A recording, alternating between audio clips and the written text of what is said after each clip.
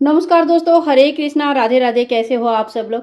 कान्हा जी की छठी आने वाली है और इस साल 21 तारीख गुरुवार के दिन छठी मनाया जाएगा। जो लोग लड्डू गोपाल जी की सेवा करते हैं वो लड्डू गोपाल जी की प्रॉपर छठी मनाते हैं। और छठी कैसे मनाया जाता है इसकी वीडियो चैनल पर आ चुकी है, आप जरूर देख लीजिएगा, बहुत अच्छा वीडियो है। आज हम देखेंगे कि जो पूजा कान्हा जी जिनके पास नहीं है, लड्डू गोपाल जी नहीं है, जो प्रॉपरली उनकी सेवा करने का समय नहीं मिल पाता है, तो वो फोटो में पूजा किया है। तो इस तरह से राधा कृष्ण जी की फोटो है, तो वो छठी कैसे मनाएंगे तो चलिए देख लेते हैं आज इस वीडियो में। सबसे पहले हमें एक पटला ले लेनी है, उसके ऊपर पीला कलर का कपड़ा बिछाएंगे और ठाकुर जी की जो भी फोटो का आपने पूजन किया है वो फोटो मैंने यहाँ पे ले लिया है। इसके बाद सबसे पहले हमें फोटो को साफ करनी है। तो जैसे पहले आपने पूजा करके रखा है, इसमें चंदन या टीका वगैरह लगा हुआ है, तो इसको अच्छी तरह से साफ कर लेंगे। इसके बाद घी का एक दीपक यहाँ पे प्रज्वलित करेंगे, तो घी का दिया हम ले लेंगे। तो देखिए यहाँ पे सबसे पहले हमें दीपक प्रज्वलित करनी है, धूप प्रज्वलित करनी है, क्योंकि पूजा का जो साक्षी है वो धूप और दीप होता है, इसीलिए सबसे पहले धूप दीप को प्रज्वलित किया जाता है। साथ ही में हम गौ माता को भी यहाँ पे बैठा लेंगे। अगर आपने गौ माता को भी पूजन करना चाहते हैं तो देखिए संतान प्राप्ति की बहुत अच्छा उपाय होता है, संतान की सुख के लिए बहुत अच्छा उपाय होता है। तो आप जब भी पूजा करें कान्हा जी की, साथ में अगर गौ माता का पूजा करते हैं तो इससे आपका संतान का स्थान बहुत अच्छा हो जाता है। तो इसके बाद हम गौ माता को भी विराजमान कर लेंगे। और अगर आप अपने मंदिर में पूजा कर रहे हैं तो गणेश जी को विराजमान करने की जरूरत नहीं है, मंदिर में ऑलरेडी गणेश जी है, वहाँ पे आप पूजा कर लीजिएगा। और अगर आप अलग से चौकी लगा रहे हैं तो पहले मंदिर में गणेश जी की पूजा कर लीजिए और उसके बाद चौकी लगाए। आप चाहे तो चौकी में भी गणेश जी को विराजमान कर सकते हैं। छठी की जो पूजा होती है, पूजा लगभग होते हैं 12 बजे के बाद। तो यहाँ पे देखिए मैंने थोड़ी सी देसी घी ले लिया है यहाँ पे। और 12 बजे के बाद, कहीं कहीं 4 बजे के बाद भी पूजन किया जाता है। छठी के दिन बच्चों को अच्छी तरह से घी से मालिश किया जाता है। तो क्योंकि हमारा ये फोटो है, हम अच्छी तरह से मालिश तो नहीं कर सकते, तो इसमें हाथ में थोड़ी सी घी हमें लेनी है, बहुत ज़्यादा नहीं लेना है, थोड़ा सा घी हम यहाँ पे ले लेंगे। और कान्हा जी की साथ में अगर राधा रानी है तो राधा रानी का भी इस तरह से हम लगा देंगे।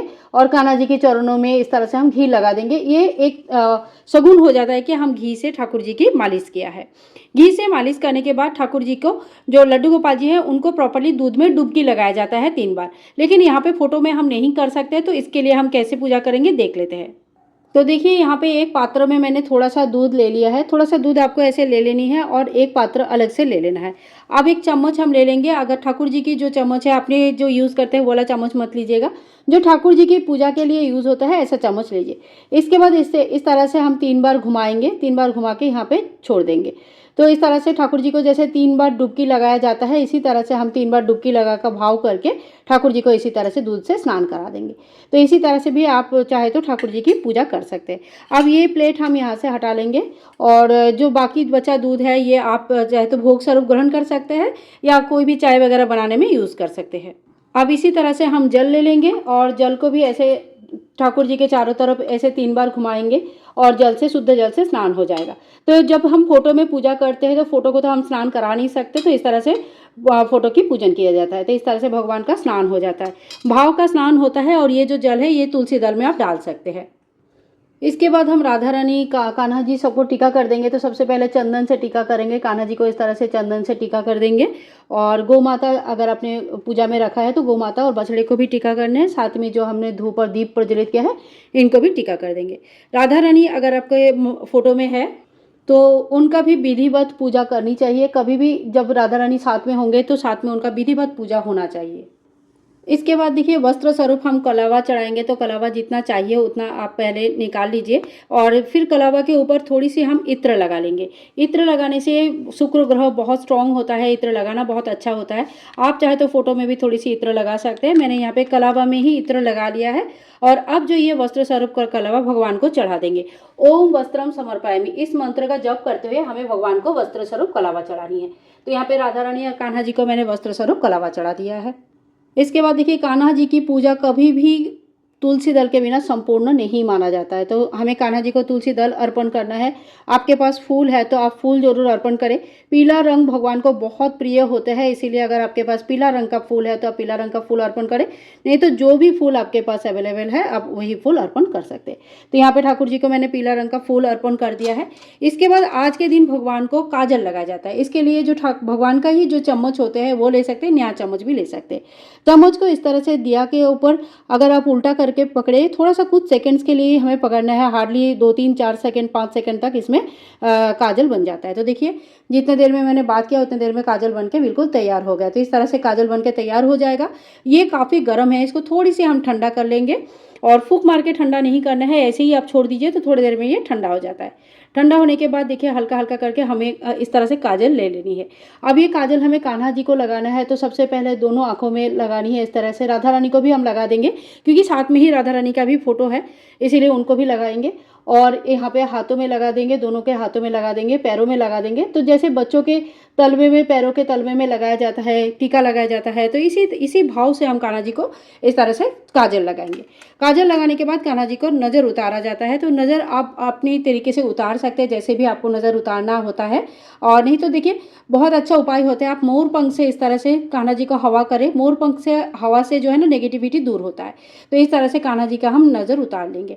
तो मोर पंख से भी आप नज़र उतार सकते हैं, या आपके पास अगर इस तरह का शंख है तो इस तरह का शंख जो होता है, इसमें देखिए यहाँ पे खुला नहीं है, तो ये बजाने वाला शंख नहीं होता है। इसमें थोड़ी सी हमें पानी डालना है। तो देखिए यहाँ पे मैंने थोड़ा सा यहाँ पे पानी डाल दिया है और इसमें थोड़ा एक तुलसी दल डालेंगे। हर किसी का नज़र उतारने का जो प्रक्रिया है वो अलग अलग तरीके से होता है। तो इस तरह से भी नज़र हम 3 बार इस तरह से कान्हा जी के चारों तरफ से 3 बार घुमा देंगे। और 3 बार घुमाने के बाद ये जो जल है ये किसी पौधे में छोड़ देंगे। तो इस तरह से भी कान्हा जी का नज़र उतारा जा सकता है। तो इस तरह से भी कान्हा जी का नज़र उतार दीजिए, क्योंकि आज के दिन ठाकुर जी का नज़र जरूर उतारा जाता है। इसके बाद हम ठाकुर जी को भोग लगाएंगे। तो भोग के लिए देखिए आज के दिन कढ़ी चावल का भोग जरूर बनाया जाता है। घर पे आप कढ़ी चावल बनाइए, ज़्यादा कम तीखा ही देना होता है, क्योंकि छोटे बच्चों के लिए जब कढ़ी चावल बनाया जाता है तो कम तीखा वाला कढ़ी बनाया जाता है। तो इस तरह से कढ़ी चावल का भोग लगा सकते हैं आप, फलों का भोग लगा सकते हैं, मिठाई का भोग लगा सकते हैं। कहने का मतलब है कि आज के दिन खुश होकर बहुत लोग 56 भोग भी बनाते हैं, भंडारा वगैरह भी कर सकते हैं। तो कितना करेंगे, क्या दान करेंगे, क्या पुण्य करेंगे, ये बिल्कुल आपके ऊपर है। मैं एकदम सरल सादा तरीके से दिखा रही हूँ कि घर पर अगर आप पूजा करना चाहते हैं तो इस विधि से पूजन कर सकते हैं। इसके बाद कान्हा जी के लिए अगर जो जन्माष्टमी में हम बांसुरी लेके आए थे, वो बांसुरी हम कान्हा जी को अर्पण करेंगे। अगर आप नहीं लेके आए हैं तो आज के दिन नया बांसुरी लाके कान्हा जी को अर्पण कहते हैं कि जिस घर में बांस की बांसुरी रहते हैं उस घर में वास्तु दोष काफी कम हो जाता है। साथ ही में देखो बहुत सारी बीमारियां कम हो जाती है। कान्हा जी की बांसुरी जहाँ रहते हैं वहाँ संबंध भी बहुत सुमधुर होते हैं। तो ये इसलिए कान्हा जी के जब पूजा हम करते हैं तो बांसुरी की बहुत ज्यादा अहमियत होता है। भोग प्रसाद अर्पण करने के बाद लास्ट में हमें आरती करनी है। आप चाहे तो अलग से भी दिया प्रज्वलित कर सकते हैं, चाहे तो जो दिया हमने प्रज्वलित किया इससे भी आरती कर सकते हैं। इस दिन आप चाहे तो कपूर की भी आरती कर सकते हैं, हवन भी कर सकते हैं, तो जैसा आपको सही लगे। इसके बाद सबसे पहले गणेश जी को हम स्मरण कर लेंगे और उसके बाद कान्हा जी की हम आरती कर लेंगे। तो इस तरह से हम आरती घुमा लेंगे 5 बार या 7 बार इस तरह से ओमकार के शेप में घुमाना है।